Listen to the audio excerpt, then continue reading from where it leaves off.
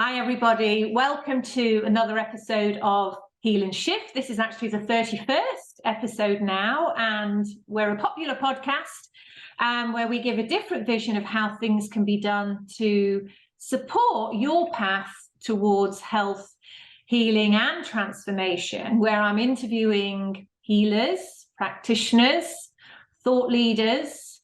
I've interviewed some artists. And they're all individuals who help us expand our way of thinking and doing and give us the tools to heal ourselves. And today I'm actually interviewing Tim Hayes, all the way from Cape Town. So welcome, Tim. And Tim is a very interesting backstory, which I'm going to let him share with you. He helps coaches and leaders become extraordinary, in his own words, and live a prosperous life.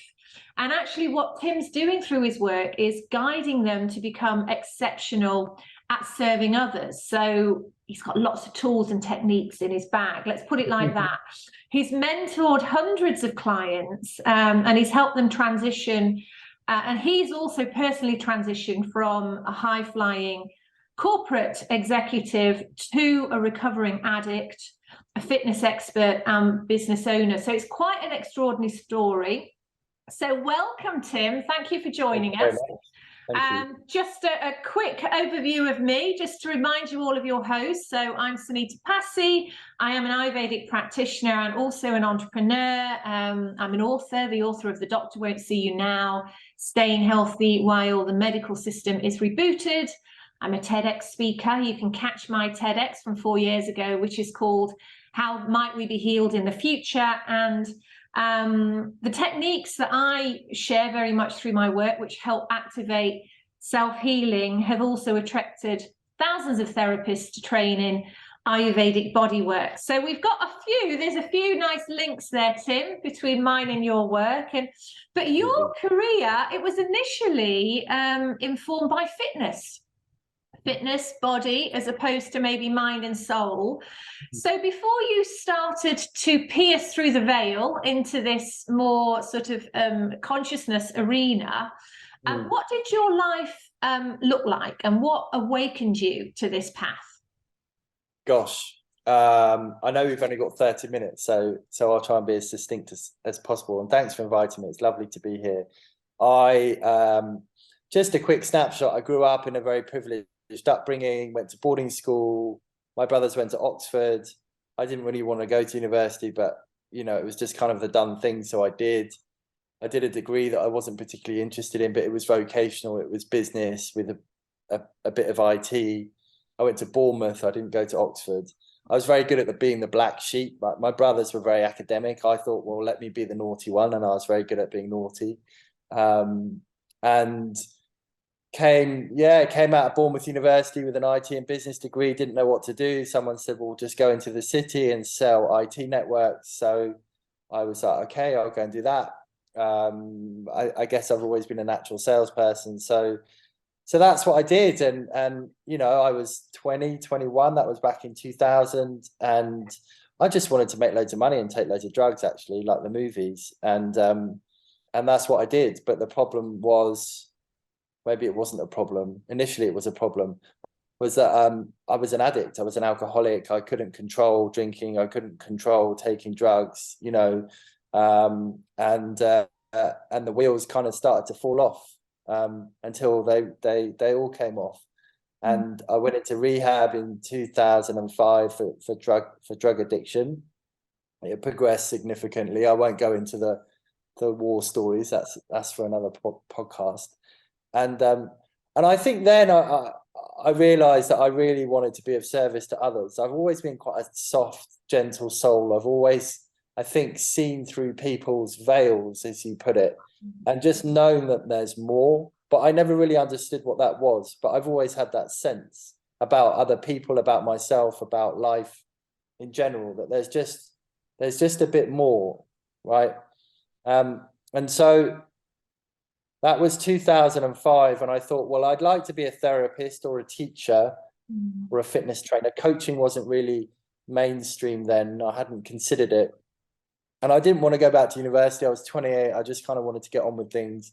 So I became a fitness trainer, really to just help others. That was my primary purpose. And I think that was a big milestone. I believe I've always been on a journey right from the beginning that I was born to where I exist today. Everything's just been brought into my life for a reason. I might be a bit grumpy about some of those things initially, but when you look back, you go, oh, okay, I understand why that happened, why that occurred, what I do. So yeah, that's where I started to peer over the wall and go, okay, there's a bit more here, isn't there? Yeah, absolutely. Yeah, no, absolutely. And I completely relate to pretty much 100% of your story. And so as you became more aware and conscious, and you started to, I guess, expand your thinking, and as your scope grew, how did you then move from fitness instructor into the world that you're in now? Because like you say, coaching is kind of, it is like a relatively new sort of tool, mentorship, you might say. And it's one of the things as we grow into adults is when we're at school we learn all the the 3 R's, but we actually don't that self-development aspect, unless we invest in ourselves. And I'm a big one, have been a junkie in the past. I'll jump on programs and courses and have and that can be an addiction, where you get really you're constantly on these different programs because you're like, I want the next buzz, I want the next buzz. So how did you it sounds like ambition is there from the outset in your thinking anyway, so how did you move that over to sort of this this space? So firstly, I love how you've kind of picked on the point of being addicted to learning more. It's a really interesting topic, because often we can hide behind that. We think we're learning more, but really there's a point where we're hidden. We're using it as a veil, as a very established veil, and something that I relate to. But in answer to your question, I've always wanted to serve. I've always wanted to help others. I've always seen more in people, and I spent most of my career as a fitness trainer trying to steer people down a different path. People would come to me and ultimately they were trying to solve a spiritual problem with a fitness solution. And essentially they're trying to put a square peg into a round hole. I'm unfulfilled, I'm unhappy. If I have a nice bottom, then that will solve my problems, right? Now, I've got nothing wrong with bottoms. I'm still very partial to a nice bum. But I know that isn't the key to life. And so particularly towards the end of my fitness career, I naturally went into coaching. People would come to me. I predominantly worked with women, and they would come to me and they'd want this thing, but really I started to question beyond it. What happens when you get there? When you have that, what happens? Do you get that? Does that solve what you're looking to achieve? And I found that there was a disconnect, because I was a personal trainer. So people were coming to me and they wanted that. And I found like I was trying to steer them down this other path. And so what happened was I launched an app. The app was really about connecting clients to talented fitness and wellness professionals, but it was mostly about changing the direction of fitness. And what I realized in that journey was that I was in the wrong industry to do that. Actually, I needed to move into coaching. I really wanted to be coaching people's minds rather than people's triceps and bottoms. And I felt like I felt like when I left the city, when I went into rehab, when I came out, when I wanted to be of service to others, that's really how I wanted to be of service to others, was through coaching people's minds and creating a significant ripple effect in their lives. I just didn't know it at the time. So that's why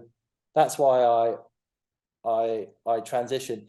I tell this story, and this is the best way that I can explain it. I don't know if you ever watch X Factor or Britain's Got Talent, or if people are listening to this, and you see this humble human come on stage and you don't know whether they're good or bad or what's going to happen. And you kind of want them to be great. And then Simon Cowell or whoever asks them what they're going to sing, and they tell them this song. Everyone rolls their eyes because everyone's heard that song sung a million times before. But then this person opens their mouth and they sing this song in a way that no one has ever heard it sung like that before. And everyone goes, wow, wow, wow, wow, wow. That is what I do. That is what I believe. That is what I see in people, is that aspect, that wow aspect, whatever that looks like in their life. So it's like, you're shining a light on, these individual souls. It's almost like you're clearing away the conditioning and the debris and all that 100%. stuff that stops them from really seeing who they are in their, their authentic self. Because I truly believe, we're all born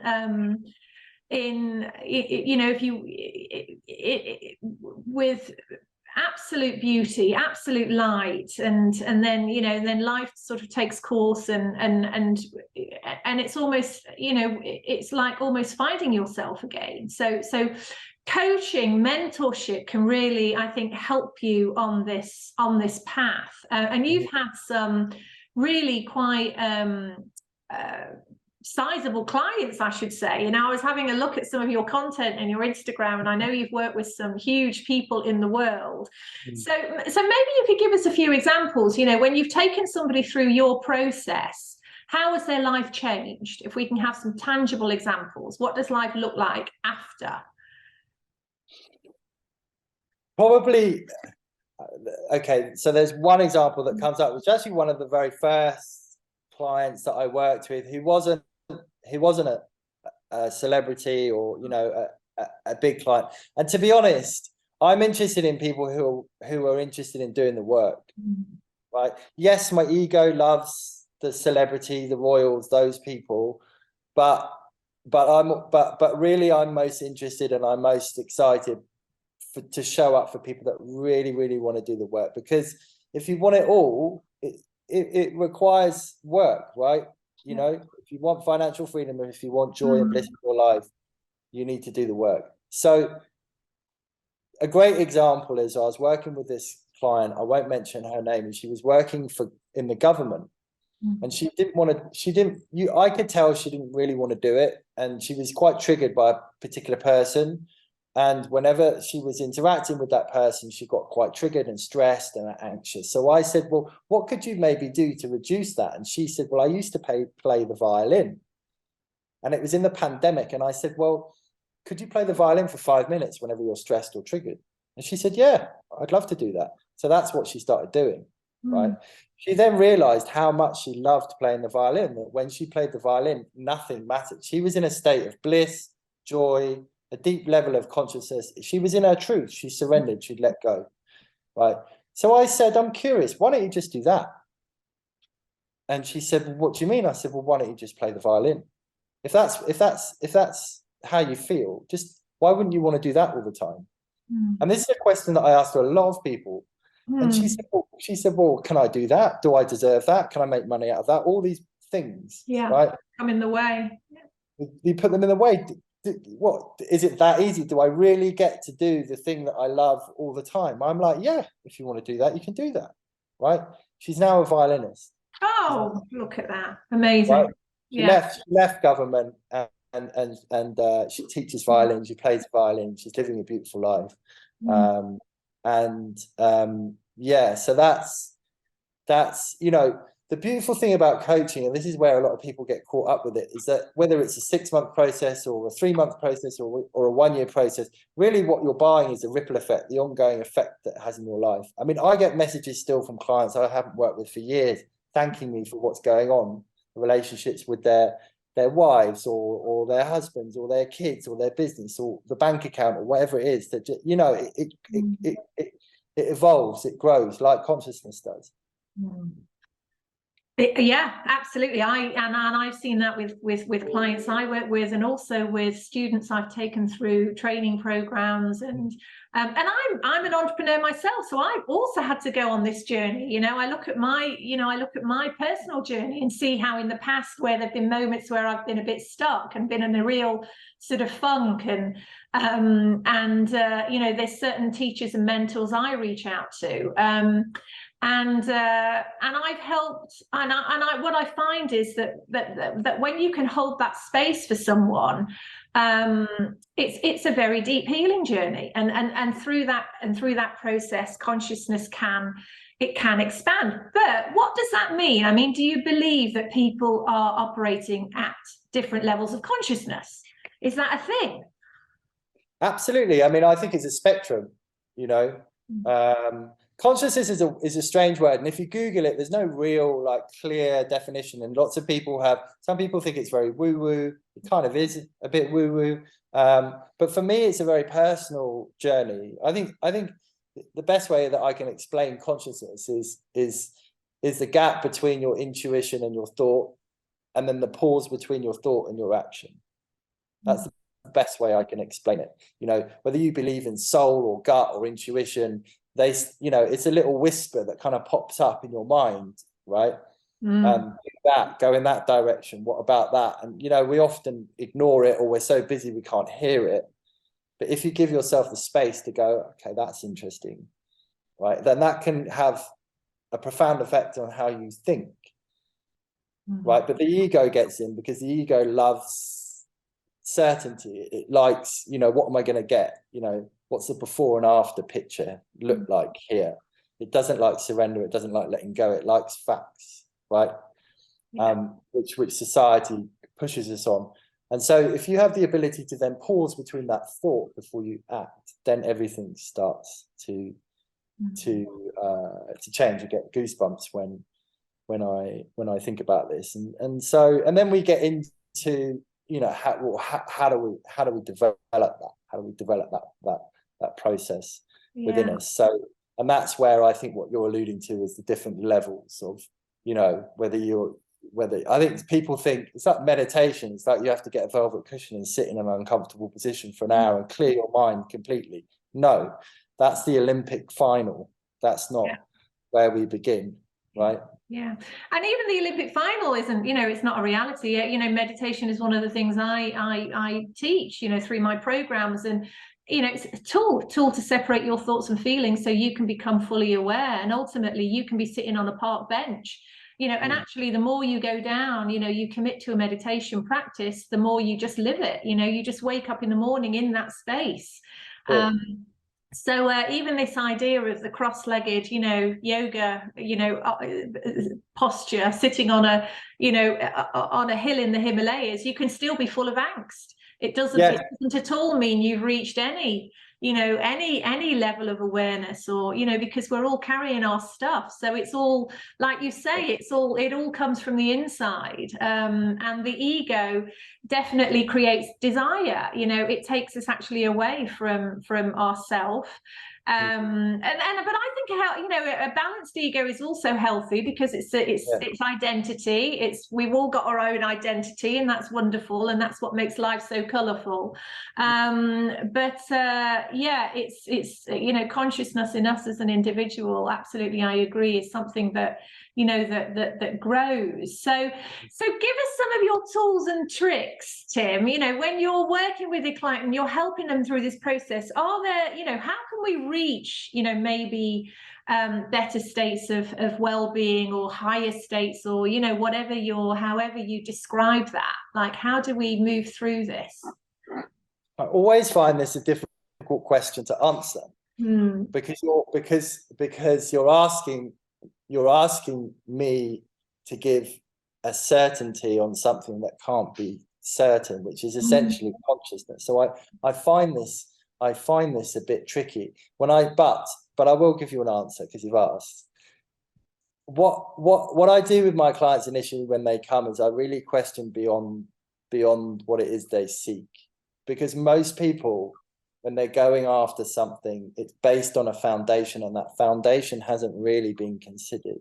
It's often a foundation of belief systems. People use the word limiting belief. I don't think any beliefs are limiting. I think all beliefs serve us in some way. Even if we tell ourselves that we don't like it and we continue doing it because it's a payoff, usually because it keeps us small and in the illusion of safety. So I like to spend time really questioning, but beyond that. And if I'm going to take someone on a journey, I need to know that that person is spiritually, mentally, and physically fit, right? The foundations need to be in place. It's a little bit like preparing for an athletic event, you know, and you want to run in the race. If you're not training for that race and you're sitting at home eating McDonald's all day long, probably not likely to do very well in that competition, in that race. This is the same deal. So I look at the individual as a separate entity, and then we work on the spiritual aspect that works for them, and that really depends on where they are on the spectrum, as you said. Yeah. It's a bit like physical fitness. Yeah. Let's say someone wants to run 10 miles. Well, when did you last run? Maybe they're running 5 miles right now, in which case the program to get to 10 is different from someone that, can't walk down to the shops. So the tools that I implement really relate to where they're at. My personal practice, I get up at 5 a.m. every morning. I get on my yoga mat. I listen to an app called Synctuition, which is play sounds. And I either go through meditation or manifestation. I check in with myself. What type of human do I want to be? What type of man do I want to be? I have a partner. How can I show up for her today? I have a stepdaughter. What type of stepdad do I want to be? I have dogs. I have koi fish. I have a hamster. How do I need to show up for them? I review my day. I look forward in my day. What's going on, right? How do I need to show up for the podcast? How can I be of service? How can I remove my ego? Because I'm aware sometimes I want to sound wise, right? How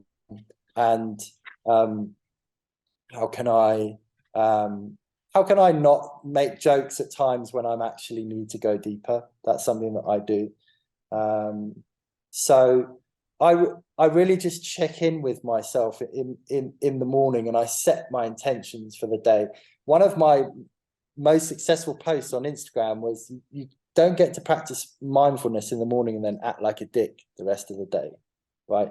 That's not how this works, right? You set your intentions in the morning and then you check in through the day. So I have 8 reminders in my phone, in my diary, with various words that prompt me to reconnect with myself and check in. And I used the word pause earlier.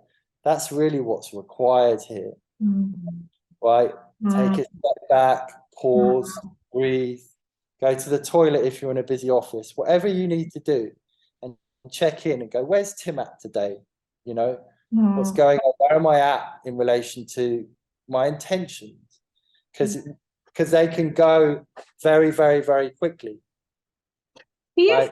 Yeah. And do you find, I mean, that's wonderful, and that's super useful, because anybody can do that. We can all set ourselves up in the morning, give ourselves that time, whether that's 10 minutes, whether it's half an hour, to really set the day up in that way. And I love that checking system that you've got going on, because you're right, it's so easy to just slip off the net, isn't it, and go back into that toxicity, or that mindset, that's lower vibration mindset. So that sort of checking, I can see how that is really useful, in the sense of just maintaining that vibration through the day.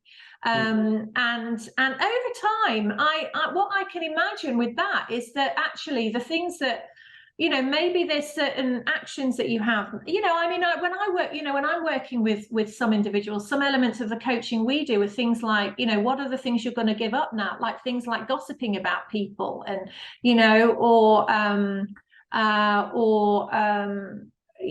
certain behaviors. And then so over time, the more we're able to cleanse our system, which ultimately is what you're what you're doing when you wake up and you have that moment to really just reconnect with yourself, is is that it becomes a transformative experience. So through the day, every day, you're able to expand that sense of awareness, because you're not held back by that stuff that isn't serving you anymore. So what would be interesting is, have you seen a client who's come in to be who's being mentored by you, Tim, where maybe they've come to see you because they want to grow their business, they want to be, go to the next level, but as you've taken them through that program, different realizations have come in? Have you seen that? Yeah, I mean, yeah, with every I'm pretty fussy with people who I work with. I spend anything from 2 to 4 hours on coaching calls that I don't charge for, with people that are interested in working with me, to ensure that I only need to be world class for the people that I serve. I don't need to be the best in the world. My ego wants me to be the next Tony Robbins. Maybe I will be the next Tim Hayes, but I only need to be the best for those that I serve, right? And so, but when it feels right, it's a bit like going on a date. You sit down and within 2 seconds you're like, no, this is not. I'm gonna have one drink and then I'm gonna make an excuse, or Betty's gonna call me on the phone so I can leave, right? As opposed to you going, actually, I'm really interested in this person, and I'd like to know more. So when it's in alignment, then, as I said at the beginning, I like to go deep and I like to clear things out very, very quickly. I was having a conversation with a coach yesterday who's addicted to going on courses. Very common with coaches. Yeah, and it is a course junkie. Addicted to going on courses because fundamentally, they're scared of really being the brilliant person that they can be, and so they self-sabotage that with, well, when I have this qualification, then I can do it. But no, actually, what one needs to do is surrender and step into truth now. So yeah, that happened yesterday. And it's funny with business, because I call myself a conscious business coach. And often people just want to learn strategy, but really, most of businesses are 80%, 90% mindset, getting people out of their own way so that they can just be brilliant and do what they do best. Yeah. And also, just the more, the more your behavior goes in this direction, the more compassionate and loving you become. Anyone who walks this path, and so that's, from a business perspective, that has huge implications, doesn't it? Because it affects the way you run your company, it affects the programs you instill for your employees. That makes a difference then to how they go home, and their behavior in their family. The business world baffles me, because it's almost like there's a different set of rules in the business world in relation to how you show up. But it's the biggest relationship that you have in your life, but it's the one that's least considered. And I hear it a lot, like, I'm a different version of myself at work. Imagine flipping that around and being your authentic self at work, and when you get home to your partner or your wife or your husband, then you're a different version. You would think that's odd. But flipped it the other way around, it's become normalized. So I agree with you. We just need, I know that this is a bit woo-woo, and a lot of business people, if they're listening to this, they might go, no, but all there is love, right? We just need to love other human beings to the best of our ability and let go of the rest. Yeah. Totally, absolutely, and I think that's the most direct way that you can really, you can really say it. And it's interesting, because actually I saw John Lennon's what was something he, what he said that made him super famous, and just took it to another level. And that, that again, we go back. It's this is the teaching. Ultimately, that is the healing journey. That's gratitude, forgiveness. It's all part of it, and that's what we come from, and that's where we go to. But you are, ultimately you are, yes, you are. You're mentoring. It's business people, isn't it? And like you said, you've always wanted to serve, and it's interesting how that moved from fitness, being body, then into mind and consciousness, and how that's expanded. So now you have your platform, Tim Hayes Coaching. So when did that vision become apparent? for you, you know, and what did it require to manifest in the way that it is now? That was, so the app that I launched that I spoke about earlier, I kind of knew about a year before I left that business that I wanted to move into coaching. So I set up my coaching practice as that was still going on. And then I put the phone call in and said, listen, I'm out.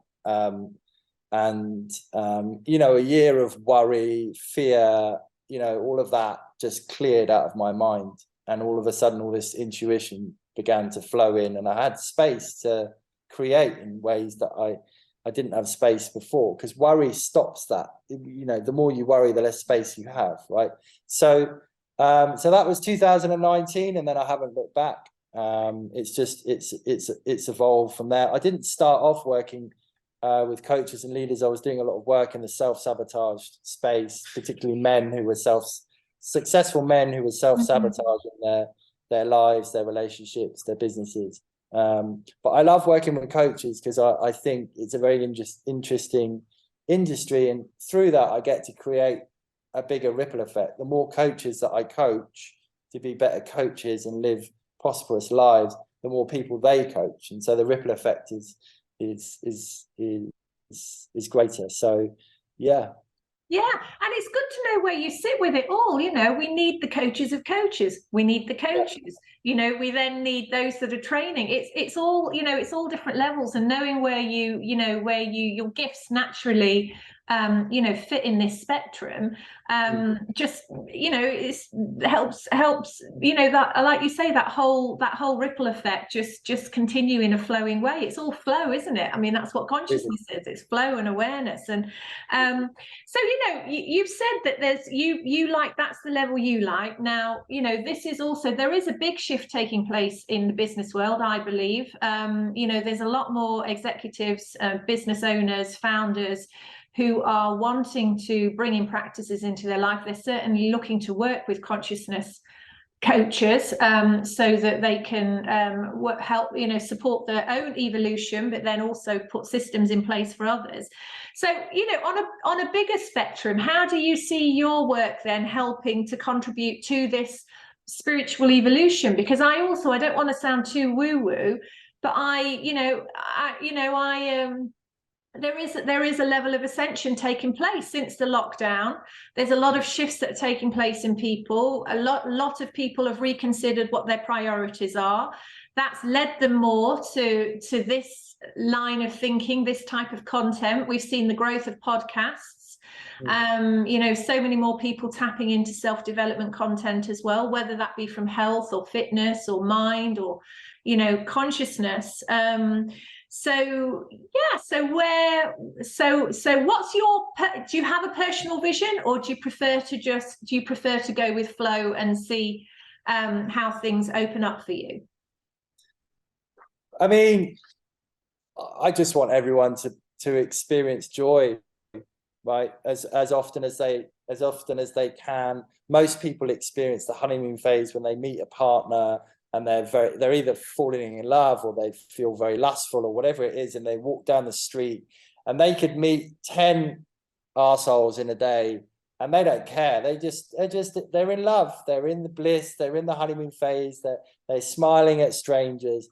That's a state that can be invoked through consciousness, regardless of how much money is in your bank account and regardless of who's in your life. Right now, when we're in that state, we get to create in ways we can't possibly imagine. There's an infinite reservoir. That's really what joy is. It's an infinite reservoir. So the more people I can give that to, the more people I can affect with that, then the happier, the more joyful I am. It's duality, right? You can only keep what you have by giving it away. So that's really what my purpose is, you know. So what that looks like in the future, I've no idea. I don't really have an aspiration to be like a Tony Robbins-esque, because then I'd have to work really hard, and I'm not sure, you know, I prioritize my freedom at all costs. But millions of people, if I can affect millions of people in some way, I'm good with that. Yeah. Well, I mean, you've got, your experiences there. This technology really helps share knowledge, content, wisdom in so many ways. You've already launched an app, so there's plenty of ways to scale that knowledge if that is what you wanted to do in the future. But I think you really hit it on the what you said, about freedom also, that we can, again, the ego can look into the world and look at the success of others, and but also it's important to understand, actually, that would be a very different life. And also, the way, your coaching infrastructure and the way that you do it would change as well. So if your bliss is actually having that one-to-one contact and actually physically seeing those changes that are taking place, then you're completely in the right place for you. Absolutely. Yeah. Excellent. So how can people find you, Tim? They can look at my website, timhayes.coach. They can look at my Instagram, timhayes.coach. And they can email me, tim@timhayes.coach, any of those mediums. Wonderful. And I will just say, I do follow you on Instagram, and I really enjoy the content, the posts that you put in. They always make me think and give me that moment. So thank you very much for joining us. Thank you so much for having me. I'm very grateful.